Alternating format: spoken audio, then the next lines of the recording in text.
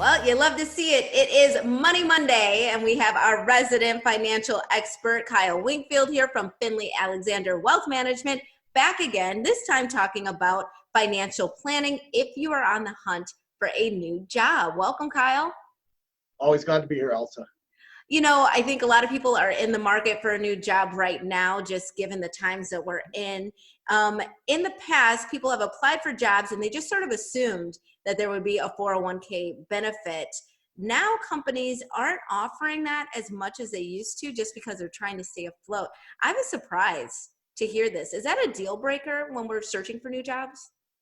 I don't think it should be. I think if you're searching for a job, and let's say in that scenario you don't have one, then the Thanksgiving is someone says, hey, we're going to hire you, and well, we don't offer a 401k. Hey, guess what? You didn't have any income. Now you do have income. Right. Now you can go do something on your own.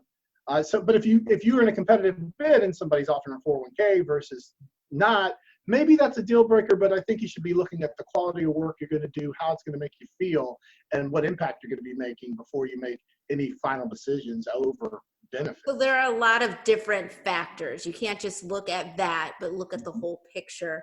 So if you do decide, based on the other factors, that, look, I'm going to still take this job, even though they're not offering a 401k, there are other savings vehicles that we can utilize, correct?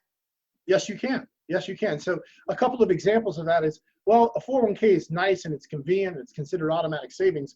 But let's be very real here. You can do something like that yourself by doing automatic savings and doing allotments out of your check, or deciding to set up an IRA and say, okay, every check, I'm just going to go ahead and put this in my IRA. And once you max that out, think of other, maybe after tax vehicles you can save money in to continue to grow your money for the future. So you don't necessarily need an employer to do it for you. You can do it for yourself.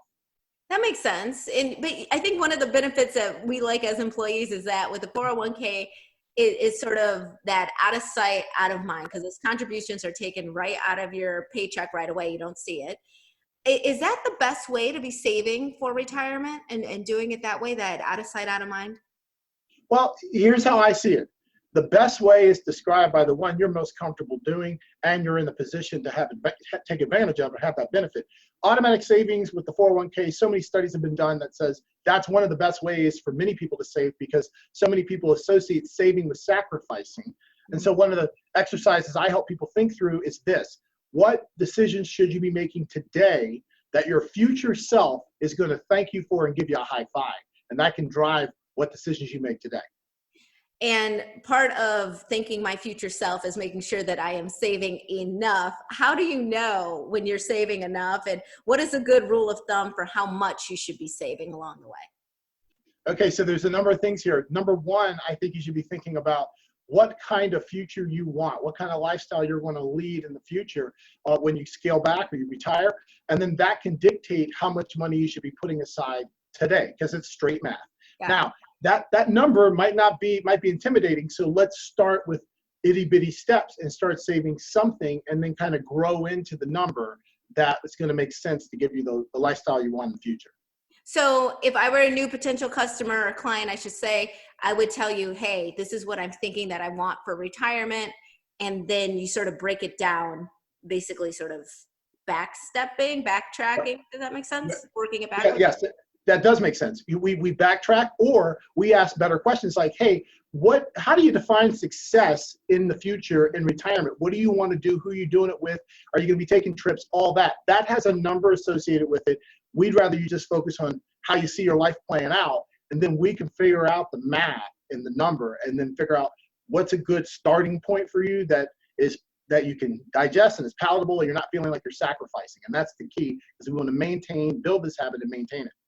I love that you take such a complex issue. I mean, people get scared about money and retirement and all this, and you make it so simple for us. Every Money Monday is really, really great. If we need to reach out to you, our viewers need to reach out to you, how should they do that? FinleyAlexander.com. Check out the website. Need any help from there, you can check us out there and we can help you. Perfect. Kyle Wingfield, thank you so much for being with us every single Monday. And we'll be right back with more Midday Maryland right after this. Stay tuned.